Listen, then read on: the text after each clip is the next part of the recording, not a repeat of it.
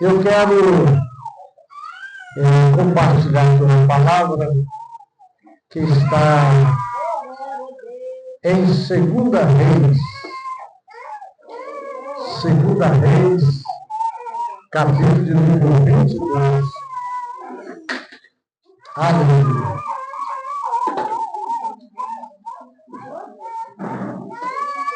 2 Reis, capítulo de número 22. Aleluia. Jesus é bom. Aleluia. Aleluia. Jesus é maravilhoso. Glória a Deus. Aleluia. Jesus é poderoso. Aleluia. Aleluia. Oh, Deus, glória a Deus. Nós vamos ler aqui 2 Reis, capítulo 22. Eu vou ler rapidamente aqui, para não cansar muitos irmãos, tá bom? É um texto um pouco longo, mas os irmãos, eu espero que os irmãos possam entender a palavra de Deus nessa noite, amém? Amém. Se tiver como colocar só um pouco mais a música, eu estou com difícil de ouvir, que eu estou com problema. Só para colocar a música, que está que a música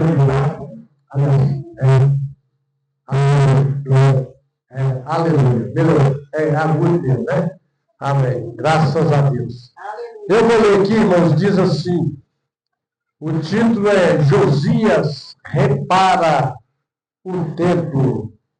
Diz assim: tinha Josias 8 anos de idade quando começou a reinar. E reinou 31 anos em Jerusalém. E era o nome da sua mãe Jedida, filha de Adaías, de Boscate, e fez o que era reto aos olhos do Senhor. E andou em todo o caminho de Davi, seu pai, e não se apartou dele nem para a direita, nem para a esquerda. Sucedeu, pois, que no ano 18º do rei Josias, o rei mandou o escrivão Safã, filho de Azalias, filho de Mesulão, à casa do Senhor, dizendo: sobe a Hilquias, o sumo sacerdote, para que tome o dinheiro que se trouxe à casa do Senhor, o qual os guardas do umbral da porta ajuntaram do povo, e que o deem na mão dos que têm o cargo da obra e estão encarregados da casa do Senhor, para que o deem àqueles que fazem a obra que há na casa do Senhor, para repararem as fendas da casa, aos carpinteiros, e aos edificadores, e aos pedreiros, e para comprar madeira e pedras lavradas, para repararem a casa. Porém, com eles se não fez conta do dinheiro que se lhes entregara nas suas mãos, porquanto procediam com fidelidade. E Hilquias deu o livro a Safã, e ele o leu. Então o escrivão veio ao rei e referiu ao rei a resposta e disse: teus servos ajuntaram o dinheiro que se achou na casa e o entregaram na mão dos que têm o cargo da obra, que estão encarregados da casa do Senhor. Também Safã, o escrivão, fez saber ao rei, dizendo: o sacerdote Hilquias me deu um livro. E Safã o leu diante do rei. Sucedeu, pois, que ouvindo o rei as palavras do livro da lei, rasgou as suas vestes. E o rei mandou a Hilquias, o sacerdote, e a Icão, filho de Safã, e a Aquibó, filho de Micaías, e a Safã, o escrivão, e a Asaías, o servo do rei, dizendo: ide e consultai ao Senhor por mim e pelo povo, e por todo Judá, acerca das palavras deste livro que se achou. Porque grande é o furor do Senhor que se acendeu contra nós. Porquanto nossos pais não deram ouvidos às palavras deste livro, para fazerem conforme tudo quanto de nós está escrito. Graças a Deus. Podemos sentar. Louvado seja o nome de Deus. Olha bem, meus queridos irmãos. Aqui está o texto da palavra de Deus que fala sobre o rei Uzias. É o rei Josias. O rei Josias foi um rei que foi considerado o rei mais piedoso que passou pela nação de Judá. O rei mais zeloso, o rei mais fervoroso, o rei mais dedicado às coisas de Deus. E nós sabemos muito bem, irmãos, que o povo de Deus, o povo de Israel, ele teve como primeiro rei Saul, que foi desaprovado diante de Deus, porque ele desobedeceu à vontade de Deus. Ele desobedeceu a ordem de Deus. E chegou o ponto de Deus levantar o profeta Samuel e ia até Saul falar com ele: olha, Saul, Deus já tem rejeitado a você. E ele tem escolhido um melhor que você. Porque a Deus agrada mais por obedecer do que sacrificar. Tem muita gente que sacrifica muito, mas obedece pouco. E aí fica pagando preço e sofrendo demais na vida porque obedece pouco. E às vezes tem pessoa que às vezes sacrifica pouco, mas é obediente a Deus. E é pessoa abençoada por Deus. Porque tem zelo no seu coração de agradar a Deus. Porque respeita as coisas de Deus.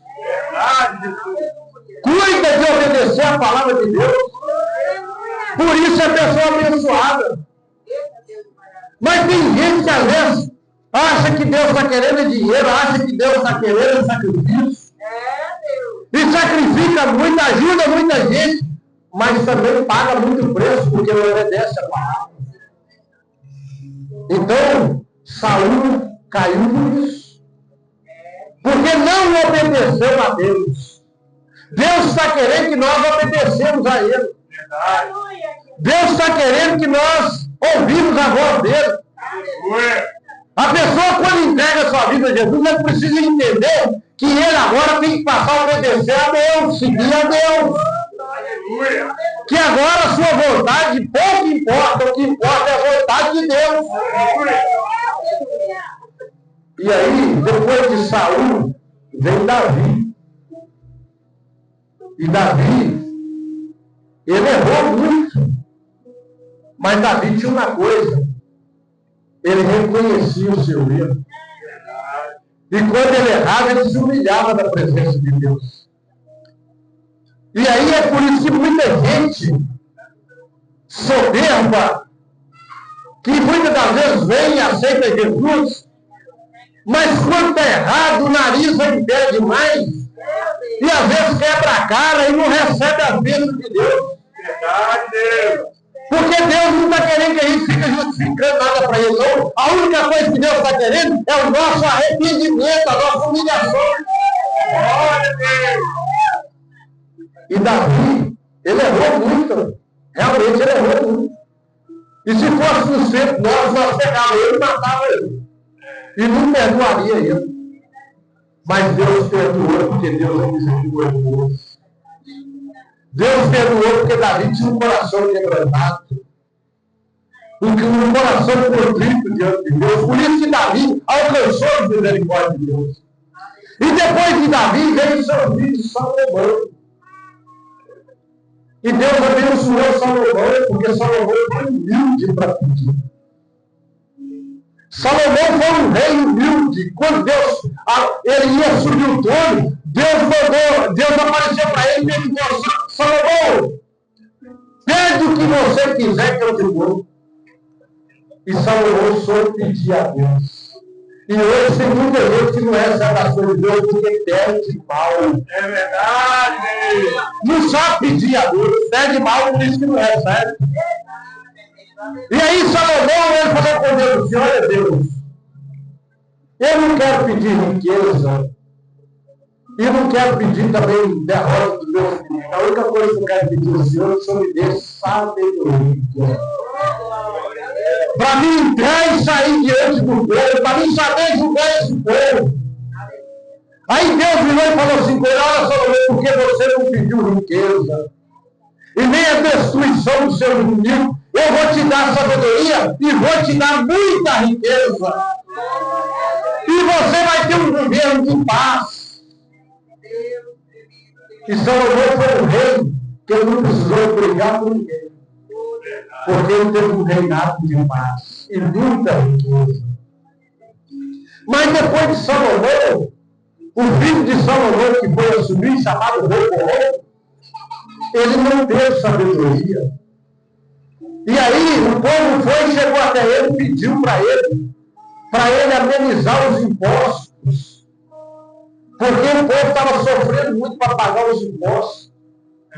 Mas Roboão, ele resolveu aconselhar com os jovens, embora os anciões tinham chamado ele e falado para ele, olha, Roboão, o povo tem razão, ameniza mais o sofrimento do povo, tira um pouco dos impostos. Mas ele não deu ouvido aos anciões, aos mais velhos. Ele não ouviu o conselho dos mais velhos. E ele preferiu ouvir o conselho dos mais doidos que tinha vivido com ele. E falou com ele assim, olha, fala com o povo que você vai ser mais rigoroso que o seu pai. E o que isso resultou? Resultou na divisão do povo de Israel em dois reinos. Reino Norte e Reino Sul. E aí, depois de Roboão, ficou Roboão no reino de Judá e Jeroboão no reino de Israel. Separou o reino de Israel em dois reinos, Reino Norte e Reino Sul. Reino Norte, Israel, com o comando de Jeroboão. Reino Sul, Judá, com o comando de Roboão. E nesse reino sul, veio esse rei Josias, que foi um rei que ele, quando assumiu, ele tinha 8 anos de idade. Olha bem. E outros reis tinham passado antes dele, que foram reis que não observaram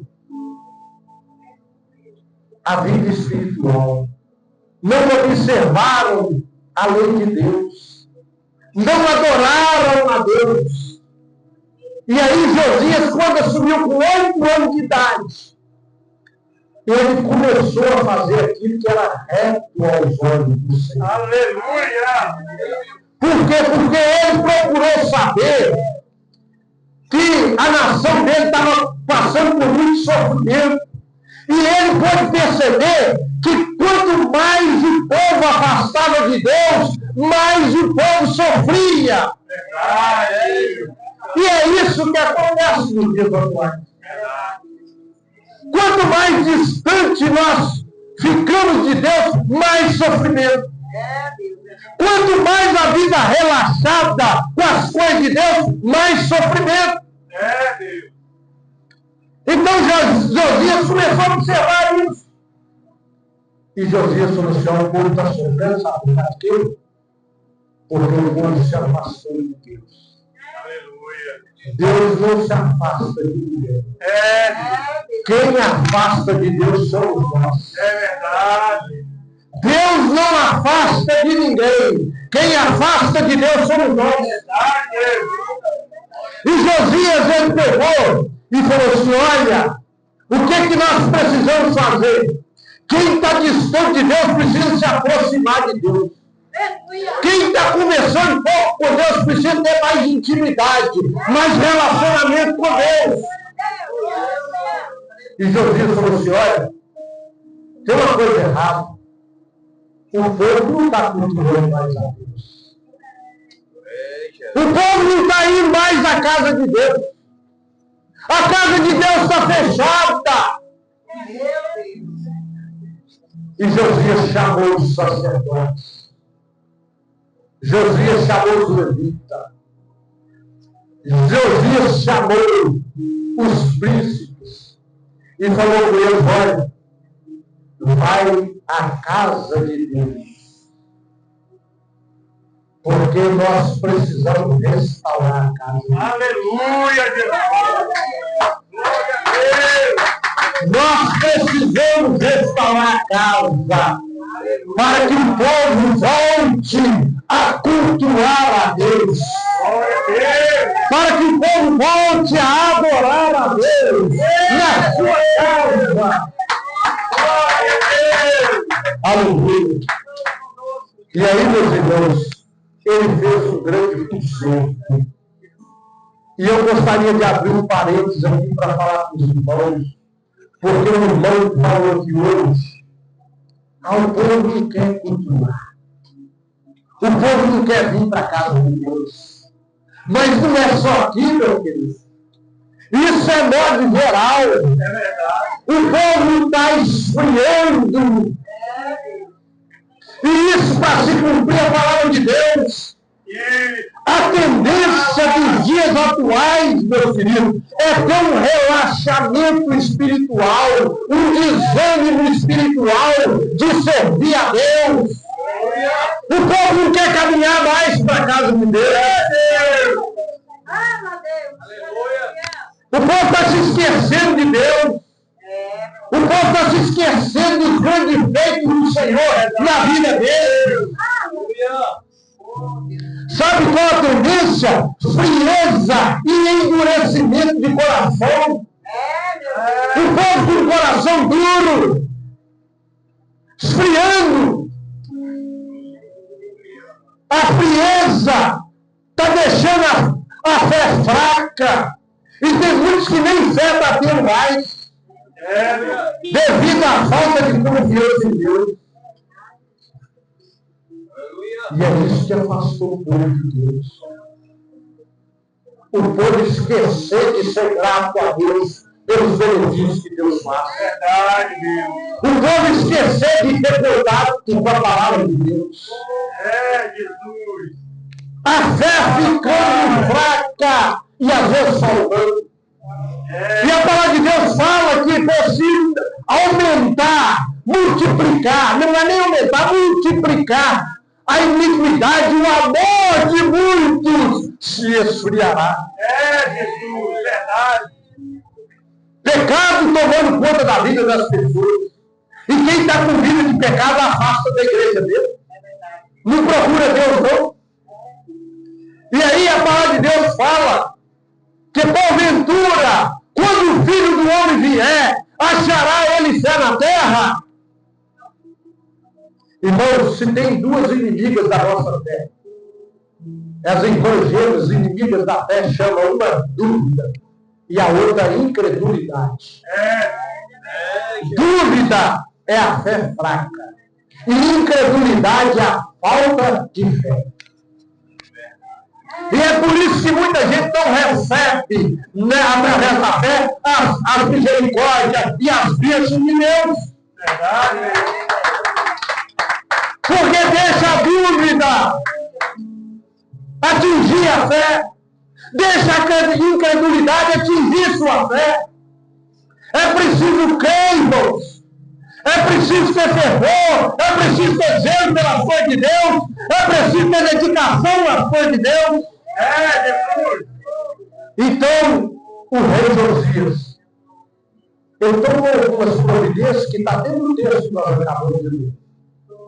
Quando ele viu a situação espiritual da nação. Aleluia. Quando ele viu o sofrimento do povo. A primeira coisa que ele fez foi mandar o povo ir para a casa de Deus. E o que é isso, irmãos? E o que é isso, pastor Cristiano? As pessoas precisam se converter. Deus. Primeira coisa é se converter. Ou melhor dizendo, se voltar para Deus. Aleluia. Converter é isso.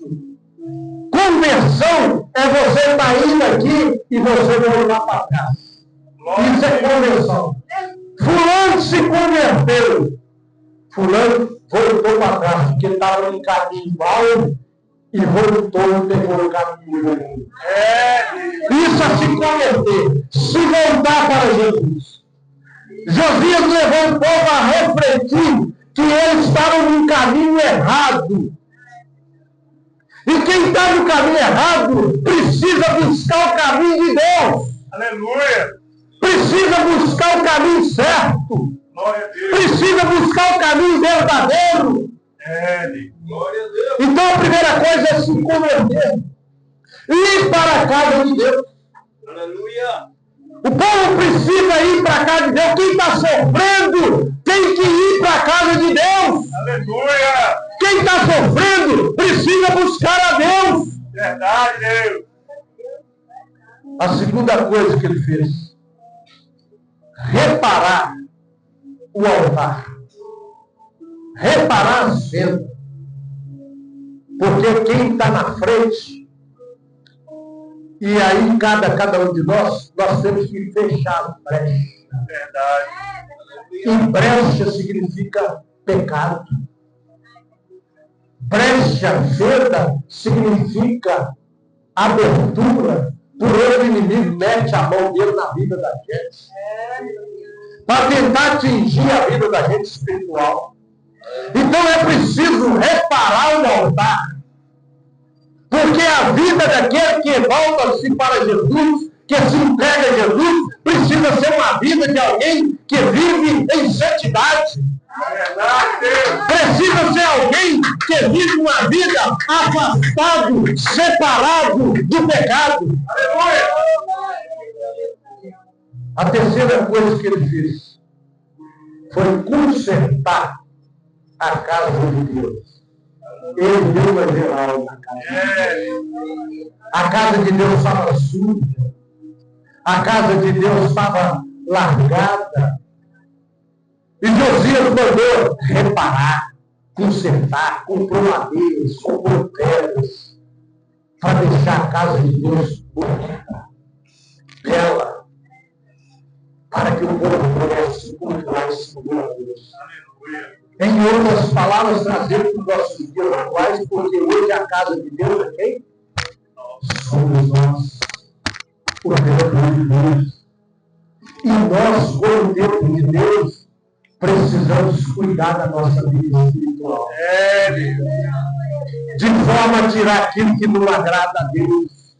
De forma a trazer beleza na nossa vida espiritual, para que o Senhor possa se agradar das nossas atitudes. Para que o Senhor possa agradar da nossa maneira de servir a Ele. Então Josias levou o povo a fazer isso. Arrumar a vida e começar a viver de forma a agradar a Deus. Se embelezar de forma que a vida de cada um pudesse ser um testemunho vivo daquilo que Deus faz. Porque aquele que se volta para Jesus, ele é uma pessoa que quando ele passa, as pessoas precisam ver uma mudança, uma transformação na vida daquela pessoa. E ver que aquela pessoa é uma pessoa diferente agora. Oh, Deus poderoso, aleluia. E o que mais Josias fez? Josias pegou o sumo sacerdote e mandou ele lá, na casa de Deus. Porque lembrando, o livro da lei, a palavra de Deus estava esquecida lá. Ninguém lia mais a palavra de Deus. O povo, cada um estava vivendo do jeito que bem queria. Fazendo o que eles achavam que cada um, na sua concepção, era certo. E assim muita gente hoje vive do jeito que acha que deve viver. Ele não está preocupado, ela não está preocupada. Qual é a vontade de Deus para a vida dela? Qual é a vontade de Deus para a vida dele?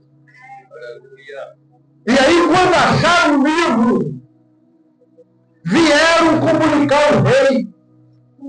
E pegaram o livro e começaram a ler para o rei.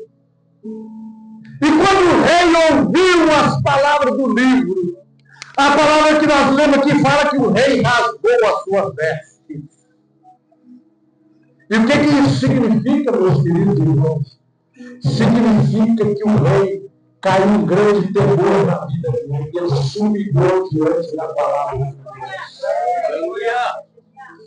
Meus irmãos, a palavra de Deus, ela é vida para nós. Verdade.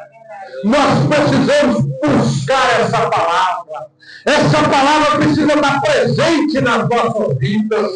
Nós precisamos ter desejo, vontade de alimentar dessa palavra, de se encher dessa palavra, porque essa palavra é vida, é transformação, é mudança de vida para nós. Glória a Deus.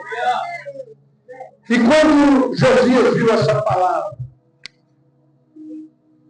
ele falou: essa palavra vai ter que ser boa para todos. Todos precisam ouvir essa palavra. Glória a Deus.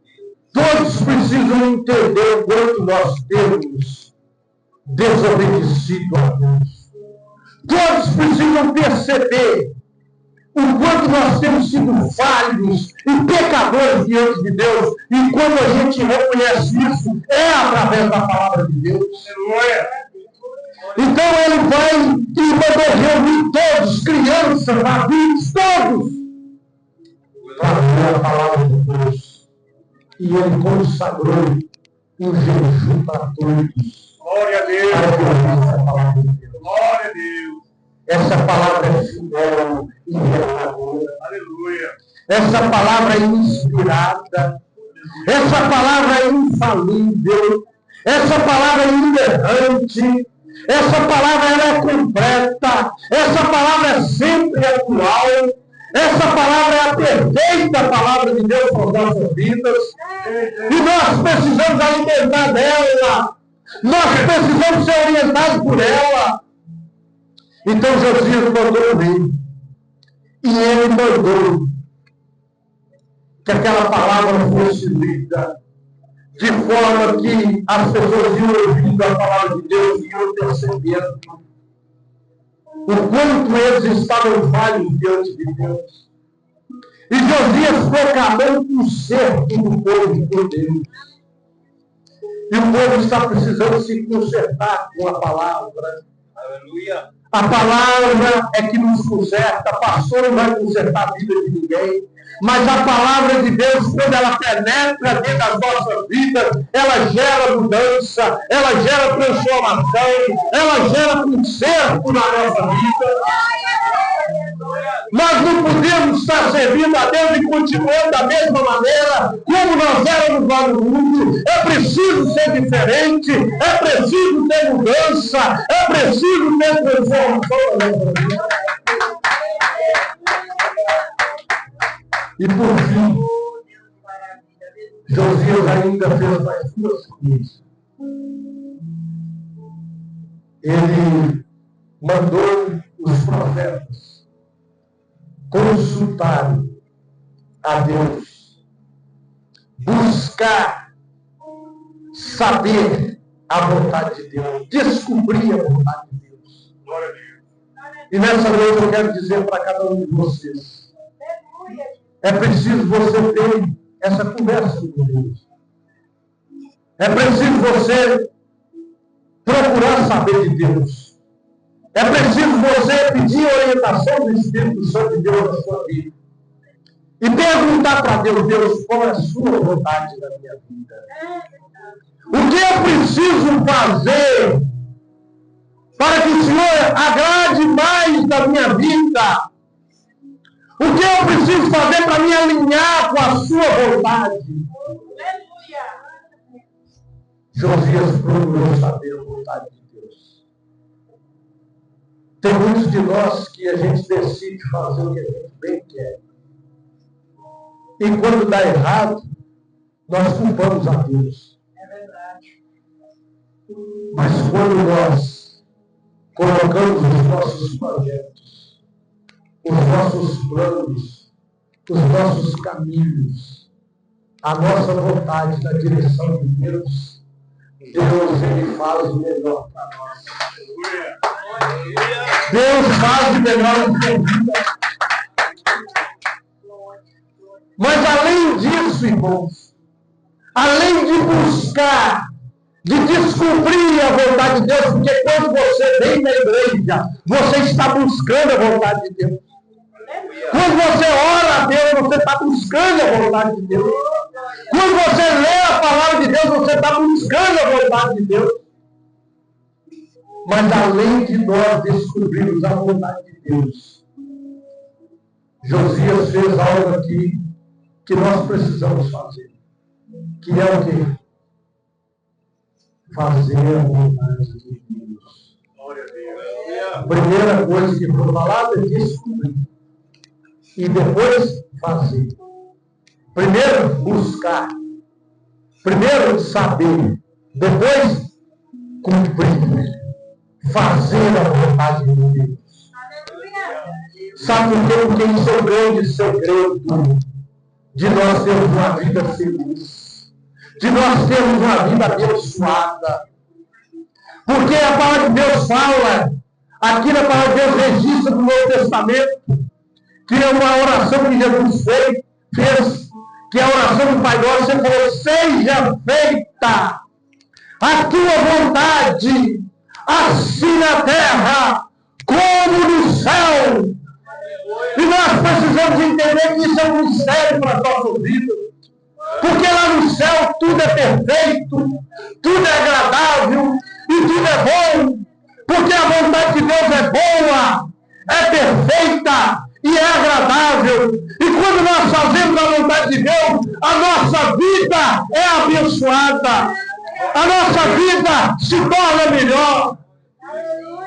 Porque a vontade de Deus é boa, perfeita e agradável.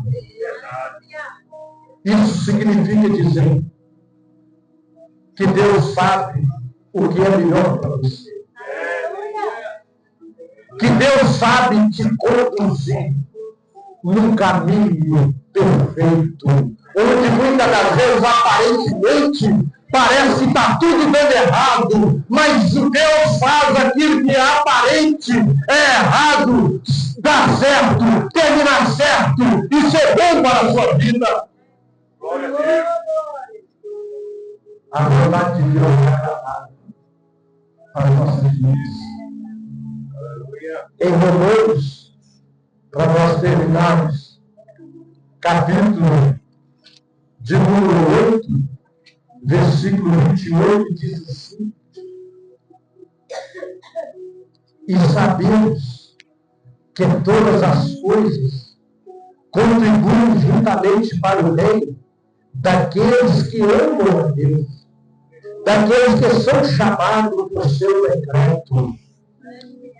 E em Romanos 12, versículo 2, diz assim, a partir dos coisas, então, pela compaixão de Deus, que apresenteis o vosso corpo em sacrifício vivo, santo e agradável a Deus, que é o vosso culto racional, e não vos conformeis com este mundo, mas transformai-vos pela renovação do vosso entendimento, para que experimenteis qual seja a boa, agradável e perfeita vontade de Deus. O crente não pode andar conforme o mundo anda. O nosso andar é diferente. O nosso pensar é diferente. Foi cantado aqui nessa noite. Fiel no andar, fiel no servir, fiel no contribuir. Nosso andar é diferente.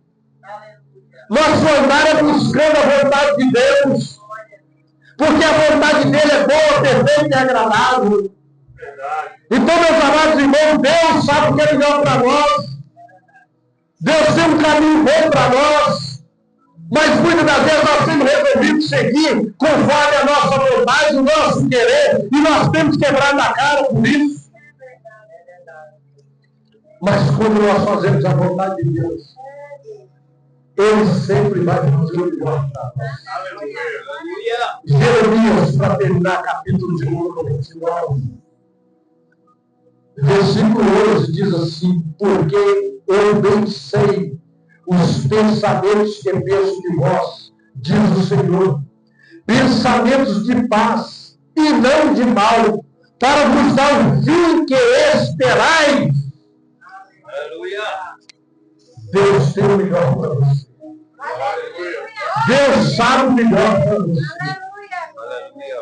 Deus tem o melhor para você. Deus sabe o melhor para você. Ele é o caminho, Ele é a verdade e Ele é a vida. Aleluia. Deus tem o melhor para você. Confia no Senhor e na força do seu poder. Procure saber a vontade de Deus. Deixa Deus trabalhar na sua vida, porque Ele sabe trabalhar através de um caminho perfeito para te dar aquilo que você deseja, para fazer o melhor na sua vida. Ele trabalha de forma a fazer algo agradável em nossa vida, a fazer algo que as pessoas reconheçam e valorizam o que Ele fez na sua vida. Ele te traz aqui para transformar a sua vida e para fazer você diferente e para fazer você alguém que as pessoas vão reconhecer, que é alguém que carrega Ele no seu viver, na sua vida. Aleluia. Deus tem o melhor para você. Deus cuida da sua vida. Deus tem um caminho bom para você. Deus tem um caminho de paz para você. Deus tem um caminho de salvação para você. Continua firme. Continua constante na presença do Senhor. Não deixe de vir à casa do Senhor.